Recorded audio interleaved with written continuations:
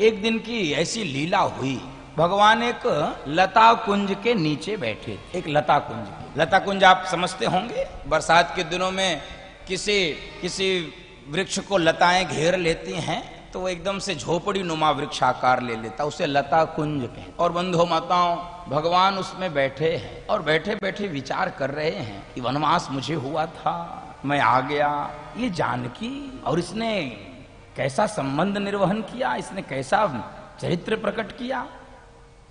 अनायास ही ये वन में घूम रही है, केवल मेरा साथ देने के लिए। एक पतिव्रता नारी कैसी हो सकती है, उस आदर्श की स्थापना करने के लिए जानकी ये काम कर रही है। तो भगवान को लगा कि जानकी जी की महिमा आज मैं बढ़ाऊंगा लक्षणा से, अभिधा से नहीं। शब्द की 3 शक्तियां होती हैं बंधु माताओं, एक अभिधा होती है, एक लक्षणा होती है और एक व्यंजना होती है। तो लक्षणा से यानी सीधे सीधे नहीं, घुमा के, उसे लक्षणा कहते हैं। सीधा सीधा जहां अर्थ स्पष्ट हो जाए उसे अभिधा कहते हैं। तो भगवान जानकी जी को बुलाए, ओ जानकी जी। जी प्रभु। कह रही देखो ये वृक्ष कितना भाग्यशाली है, इसको इतनी सुंदर लताओं ने घेर कर रखा है। ये वृक्ष बहुत भाग्यशाली, इसको सुंदर लताओं ने घेर कर रखा है।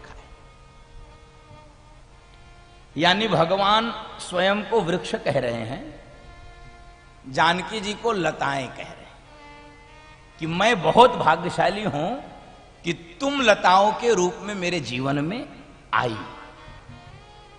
वृक्ष भाग्यशाली है। बंधु माताओं, जानकी जी ने सुना और बड़े धैर्य से जानकी जी ने कहा कि प्रभु मुझे तो तनिक संशोधन की आवश्यकता मालूम पड़ती।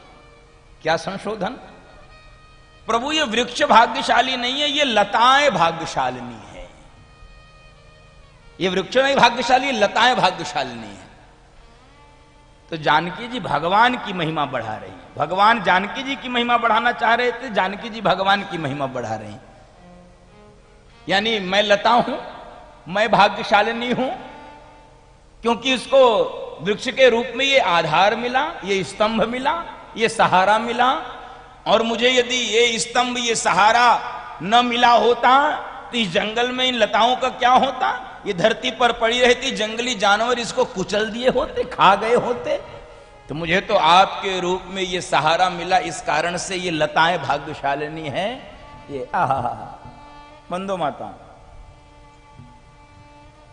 भगवान जानकी जी की महिमा बढ़ा रहे हैं। तो जानकी जी की महिमा भगवान बढ़ा रहे हैं। भगवान जानकी जी की महिमा, जानकी जी भगवान की। देखो, एक दूसरे को ही प्रेम व सम्मान देकर गृहस्थ जीवन सुंदर व्यतीत हो सकता है। दर्शन कीजिए, परस्पर एक दूसरे को सम्मान देकर, एक दूसरे को प्रेम देकर, एक दूसरे की महिमा का गायन करके ही गृहस्थ जीवन, दाम्पत्य जीवन व्यवस्थित हो सकता है, सुंदर हो सकता है। बंधु माताओं, यहां से ये संदेश निकल रहा है। अब स्पष्ट नहीं हो पा रहा है कि वृक्ष भाग्यशाली है कि ये लताएं भाग्यशालिनी है, ये स्पष्ट नहीं हो पा रहा है। तो भगवान ने कहा कि लक्ष्मण जी, लक्ष्मण जी तो एकदम से 24 घंटे जागृत और स्वप्नावस्था में भी तत्पर रहते। भगवान की आज्ञा बस हुई कि नहीं, एकदम से यस प्रभु बताइए आदेश। अरे आदेश ऐसा कुछ नहीं है, सुनो एक बात, एक मामला फंस गया है। क्या फंस गया प्रभु? फंस ये गया, मैं कह रहा हूं ये वृक्ष भाग्यशाली है, इसको इतनी सुंदर लताओं ने घेर कर रखा है, इतना सुंदर छांव मिल रहा है। तो लक्ष्मण जी ने कहा फिर समस्या क्या है? समस्या यह है कि जानकी जी कह रही है ये लताएं भाग्यशालिनी है क्योंकि इसको आधार के रूप में, स्तंभ के रूप में ये वृक्ष मिला है, नहीं तो ये लताएं धरती पर पड़ी रहती, जंगली जानवर इसको कुचल दिए होते, खा गए होते। अब ये स्पष्ट नहीं हो पा रहा है कि ये वृक्ष भाग्यशाली है कि ये लताएं भाग्यशालिनी है। लक्ष्मण जी ने कहा प्रभु मामला थोड़ा टिपिकल है, थोड़ा सा इसको हाई कोर्ट में ले जाना पड़ेगा, ट्रिब्यूनल में, ऐसे फैसला नहीं होगा। तब जंगल में अब कौन हाई कोर्ट सुप्रीम कोर्ट, यही तीन हैं, तो इसी में से कोई हाई कोर्ट हो जाए, कोई लोअर कोर्ट हो जाए, कोई सुप्रीम कोर्ट हो जाए। तो भगवान ने कहा तुम ही सब हो सुप्रीम कोर्ट, जो तुम कह दोगे मान लिया जाएगा। तो लक्ष्मण जी प्रसन्न हुए, प्रभु मैं जो कह लूंगा मान लिया जाएगा? हाँ वही अंतिम फैसला, सुप्रीम पावर है वही। तो लक्ष्मण जी ने कहा प्रभु सुनो, ना ये वृक्ष भाग्यशाली है और ना ये लताएं भाग्यशालिनी है। भाग्यशाली तो ये लक्ष्मण है जो इन तीनों के बीच में अपना जीवन आनंद से व्यतीत कर रहा है, इन दोनों के आशीर्वाद के छांव में जो अपने जीवन को आनंद से व्यतीत कर रहा है। तो बंधु माताओं, भाग्यशाली तो भक्त होता है जो भगवान व भक्ति के छांव में, भगवान व भक्ति के आशीर्वाद की छैया में अपने जीवन को आनंद से व्यतीत करता है। बोल भक्त वत्सल भगवान की।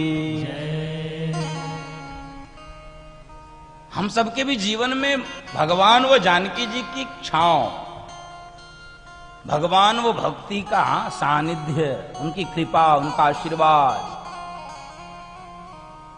हम दोनों से दूर हो जाते हैं।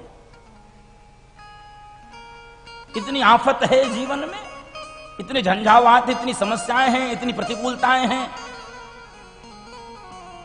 इतने प्रपंच हैं, इतने जंजाल हैं कि हम भगवान से भी दूर होते, भक्ति से भी दूर हो जाते। जीवन में भगवान व भक्ति से हम दूर न हो, ये प्रसंग इस बात के लिए हम सबको संकेत कर रहा है।